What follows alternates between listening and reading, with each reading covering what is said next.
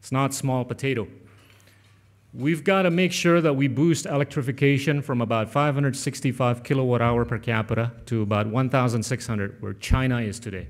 That's going to take about 3,000 megawatts of power generation build up per year for the next 20 years. We've got to make sure that we consume less rice. We're the biggest consumer of rice on a per capita basis, almost twice as that of the Vietnamese and the Thais, so that we can attain the food security. We've got to boost oil production from 950,000 barrels per day to about 1.3 million barrels per day, plus the accompanying refining capacity so that we can attain energy security. So what is the future for Indonesia? The future of Indonesia is one where every citizen understands that whatever happens needs to be value additive. It's not just about digging the ground and extracting. It's got to be building something, whether it's smelters, turbines, motorcycles, automobiles, aircrafts, or ships, and what have you. The future of Indonesia is one where every citizen knows that a good chunk, if not most, would have been as educated as its neighbors in Southeast Asia. The future is where every citizen understands how to balance between being an industrialized nation and a green conscious nation. The future is where every citizen in Indonesia understands and has done whatever it takes to optimize on the relations between Australia and Indonesia. The future is where one in Indonesia, or everyone in Indonesia, plays a role in making sure that Indonesia serves, whether it is a middle power or at least becoming a relevant global citizen. Thank you very much. Some questions?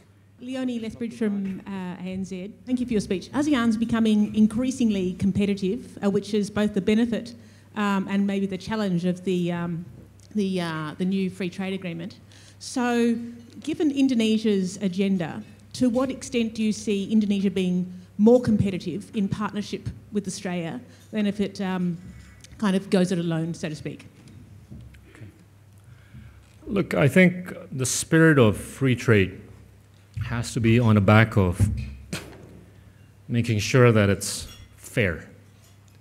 And fairness, I think, dovetails into a number of things, one of which is making sure that there are investments taking place. And if I take a look at Australia being a source of investments or capital, it shouldn't just be pure financial capital. I think it has to be smart capital.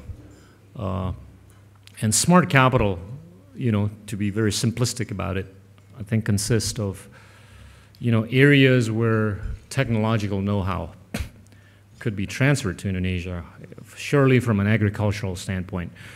You know, food security is important for Indonesia, but I'm not too worried about it as perhaps some of my buddies in China or India. We consume a lot of rice, and I think from a demand side, we can shape the behavior effectively over time, not, you know, in the next 2 to 3 months. But also from a supply side, we've got a lot of acreage, okay, and we've got a lot of fertile acreage. But if we take a look at the marginal productivity of rice, it still hovers around 6 to 7 tons per hectare, as compared to that in Vietnam and Thailand at about 11 or 12. And I think if we were to be able to adopt technology from Australia, which is world renowned for, that could take us from being a marginally self-sufficient to being, I think, one of the largest exporters of rice. And, you know, one always asked about, you know, how we're managing inflationary pressure. The basket that's really important to us in managing inflation consists of, you know, the prices of kerosene, rice, and mainly kerosene and rice. And if we can take care of the rice issue from a supply side, I think we would be okay.